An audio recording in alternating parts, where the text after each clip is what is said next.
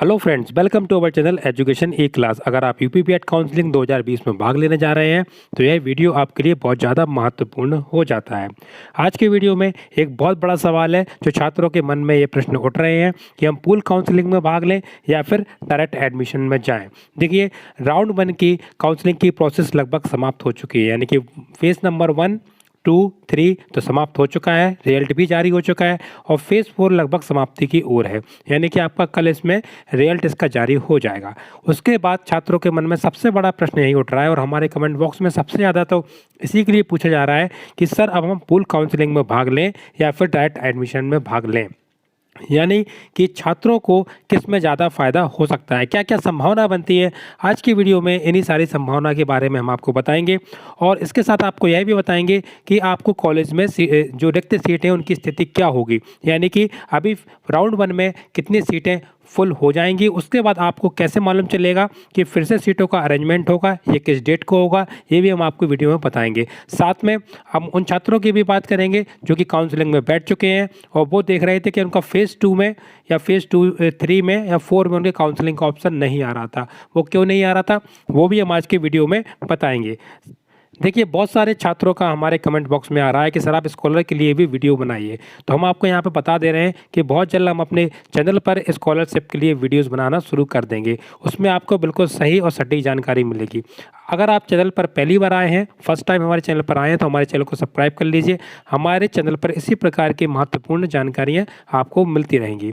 अब हम बात करेंगे अपने टॉपिक के बारे में कि पूल काउंसलिंग में स्टूडेंट भाग लें या फिर डायरेक्ट एडमिशन में स्टूडेंट भाग लें। देखिए, पूल काउंसलिंग की प्रक्रिया थोड़ी सी अलग है। राउंड 1 से पूल काउंसलिंग की प्रक्रिया थोड़ी सी अलग है और उससे बाद हम बात करेंगे डायरेक्ट एडमिशन की, और डायरेक्ट एडमिशन की प्रक्रिया भी पूल काउंसलिंग से अलग है। यानी कि आपका राउंड 1 में फेज़ 1, फेज़ 2, फेज़ 3, फेज़ 4 ये प्रक्रिया थोड़ी अलग प्रकार से चली है और पूल काउंसलिंग यानी राउंड 2 की प्रक्रिया कुछ अलग प्रकार से चली है और डायरेक्ट एडमिशन की प्रक्रिया ये तीनों भी अलग प्रकार से चली, यानी तीनों प्रक्रियाओं में एक बहुत बड़ा अंतर है।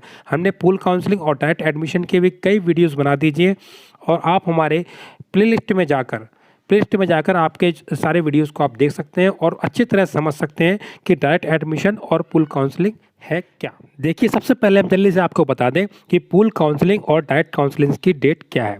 देखिए, यहाँ सबसे पहले हम बात करेंगे पूल काउंसलिंग के लिए, उसके बाद करेंगे डायरेक्ट एडमिशन के लिए। तो देखिए, जो पूल काउंसलिंग का जो आपका रजिस्ट्रेशन स्टार्ट हो रहा है वह आपका हो रहा है 16 दिसंबर से, यानी 16 दिसंबर से आपको रजिस्ट्रेशन भी करना है, चॉइस फिलिंग भी करना है, ठीक है।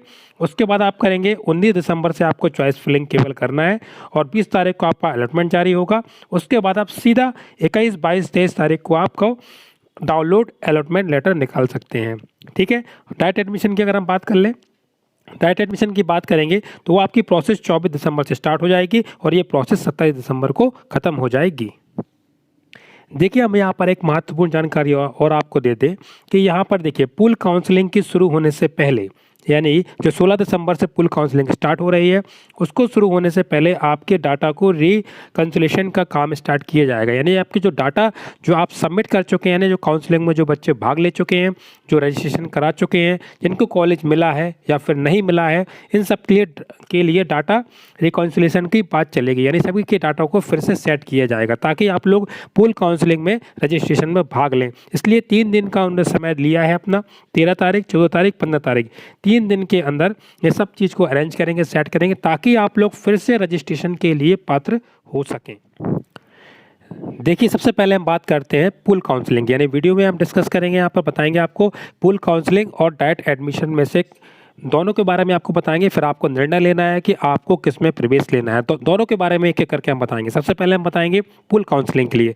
पूल काउंसलिंग यानी कि राउंड 2, यानी कि ये आपका शुरू होना है राउंड 1 के समाप्ति के बाद। अब मैं आपको देखो बता रहा हूँ स्टार्टिंग से करना क्या है। सबसे पहले राउंड 1 में जिन छात्रों ने कॉलेज चूज़ किया है, अब कई प्रकार के छात्र उसमें से होते हैं जो कि कॉलेज उन्होंने चूज़ किया और उनको कॉलेज नहीं लेना है, उन्होंने बोला है कि वो हमारा कॉलेज दूर है तो वो कॉलेज उनको नहीं लेना है। तो उसमें होता क्या है कि कॉलेज की जो आप रिक्त सीट देख रहे थे, जो हमने वीडियो में आपको बताया हुआ था कि आपको कहाँ से ये सीटें देखनी है, रिक्त सीट दिख रहे थे, तो उसमें तो वो चीज़ें कॉलेज की फिल फिल बताई जा रही है, यानी कि आप जब अगले चरण में काउंसलिंग में भाग लेंगे तो आपको वहाँ उतनी सीटें रिक्त बताएंगी। लेकिन जब पूल काउंसलिंग के लिए जो 3 दिन का समय दिया है उसमें कॉलेज की सीटों को भी रीसेट किया जाएगा, यानी कि जो कॉलेज की सीटें हैं वो एक्चुअल में आपको मालूम चल जाएगी कि अब राउंड 1 में समाप्त होने के बाद कितनी सीटें हैं, क्योंकि उन सीटों पे कुछ छात्र उस तरह के भी हैं जिनको कॉलेज का आवंटन हो चुका है लेकिन वो छात्र वहाँ भाग नहीं ले रहे हैं।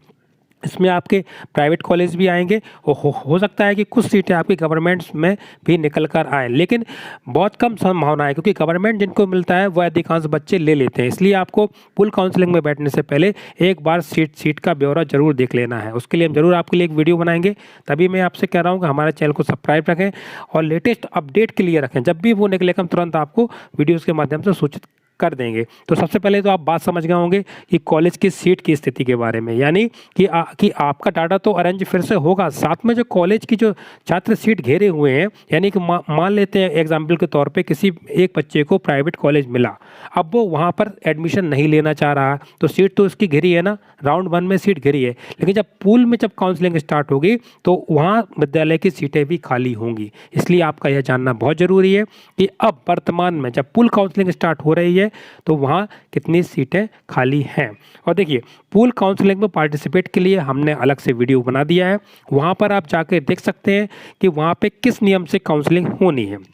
थोड़ा सा हम आपको यहाँ पे शॉर्ट में बता देते हैं क्योंकि वीडियोस काफ़ी लंबे हो जाते हैं इसलिए, और आपको अगर विस्तृत जानकारी देखनी है तो आप हमारे वीडियोस में जाकर देख सकते हैं। अब देखिए सीट का तो आपको यहाँ क्लियर हो गया कि सीट किस प्रकार से आपको देखना है और किस प्रकार से आप सीट अवेलेबल होंगी, यानी कि जो छात्र सीट घेरे हुए हैं वो अगर वहाँ भाग नहीं लेंगे तो उनके डाटा को अरेंज किया जाएगा, वहाँ से उनका नाम हटाया जाएगा तो वो सीट उस कॉलेज की खाली हो जाएगी। ठीक है, अब यहाँ पे देखो बात करते हैं for pool counselling only those candidate are eligible who had not participate in the first round of counselling, यानी जिन्होंने फर्स्ट राउंड की काउंसलिंग में भाग नहीं लिया है वही लोग इसमें शामिल होंगे।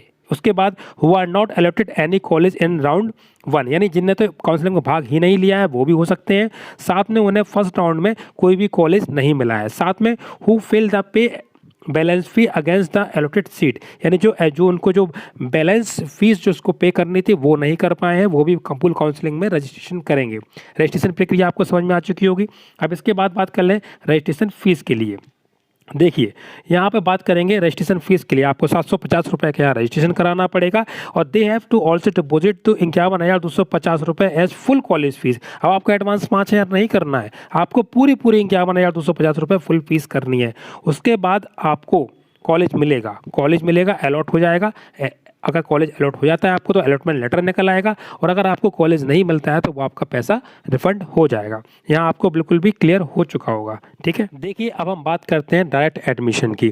हमने आपको पूल काउंसलिंग के बारे में तो बता दिया है कि किस प्रकार से होना है। देखो डायरेक्ट एडमिशन की सबसे बड़ी पहली बात तो ये आपको समझना होगा कि डायरेक्ट एडमिशन कॉलेज में वही कॉलेज ले सकता है जहाँ सीटें रिक्त हों, यानी राउंड 1 के बाद सीटें भरी हों, पूल काउंसलिंग के बाद उसकी सीटें भरी हों, उसके बाद यानी कि मान लो किसी कॉलेज की 100 सीटें हैं, आप 100 सीटों में से आपकी 70 सीटें आपकी राउंड 1 में भर चुकी हैं, 20 सीटें आपको पूल काउंसलिंग में ही भर चुकी है उस कॉलेज की, तो हो गई टोटल 90 सीटें। अब उस कॉलेज की केवल 10 सीटें बची, यानी 10 सीटों पे यानी रिक्त सीटों पे अब वह अपने 10 एडमिशन ही ले सकता है। और सुनिए मैं आपको स्पष्ट रूप में बता देना चाह रहा हूँ, यह बिल्कुल भी नहीं है कि आप जाएँ सीधा कॉलेज में पैसा जमा करें और आपका सीधा एडमिशन ले लें। इसके लिए भी आपको काउंसलिंग की प्रक्रिया करनी पड़ेगी, यानी डायरेक्ट एडमिशन भी काउंसलिंग का एक हिस्सा है।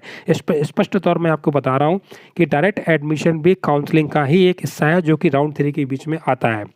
अब बात कर लें कि इसमें कौन कौन पार्टिसिपेट कर सकता है। देखिए ये लिखा है कि इसमें इसको आपको कॉलेज लेवल पे डन करना है। ठीक है, direct admission would be carried out if the seat remaining vacants in the college after the first and pool counselling. साफ साफ लिखा है कि आपका अगर आप फर्स्ट और पूल काउंसलिंग के बाद जो सीटें बचती हैं उस पर ही कॉलेज को सीटें भरने का अधिकार होता है।